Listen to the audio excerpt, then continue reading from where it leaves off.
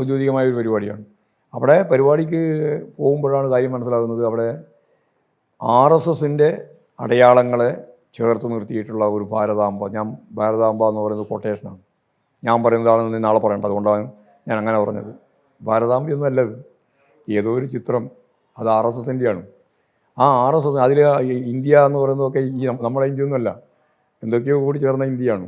അതന്നെ അവർ പറയുന്ന അഖണ്ഡ ഭാരതം എന്നൊക്കെയാണ്. അതിൻ്റെ മേലെയാണ് ഇങ്ങനെ കൊടി പിടിച്ചിരിക്കുന്നത്. അതും കൊടി ദേശീയപതാക ഒന്നുമല്ല, ആ കൊടി RSSൻ്റെ കൊടിയാണ്. അങ്ങനെയുള്ള ഒന്നിൻ്റെ മേലെ പുഷ്പാർച്ചന നടത്തിക്കൊണ്ട് മാത്രമേ ഇവിടെ പരിപാടി നടത്താൻ പറ്റുള്ളൂ എന്ന് RSSൻ്റെ തന്നെ നിലപാട് സ്വീകരിക്കുന്ന സമീപനം അവിടെ ആവർത്തിച്ച് നടപ്പിലാക്കും എന്ന് പ്രഖ്യാപിച്ചാൽ ആ പ്രഖ്യാപനത്തിന് വഴങ്ങേണ്ട ഒരു കാര്യമില്ല. അതുകൊണ്ടാണ് നമ്മുടെ മന്ത്രി പ്രസാദ് അത് വേണ്ടെന്ന് വെച്ച് പരിപാടി ഉപേക്ഷിച്ചത്. ആ പരിപാടി ഉപേക്ഷിച്ച പ്രസാദിനെ ഞാനാണ് ആദ്യമായിട്ട് അഭിനന്ദിച്ചത്. അത് ശരിയായ നിലപാടാണ്. മതനിരപേക്ഷ ഉള്ളടക്കമുള്ള ഒരാൾക്കും അത് അംഗീകരിക്കാൻ സാധിക്കുന്നതല്ല. സ്വതന്ത്രമായ നിലയിൽ ഞങ്ങൾ കൈകാര്യം ചെയ്യുമെന്ന് പറഞ്ഞത് ശരിയാണ്. പ്രസാദിനെ അഭിനന്ദിക്കുന്നു എന്ന് ഞാൻ പറഞ്ഞു.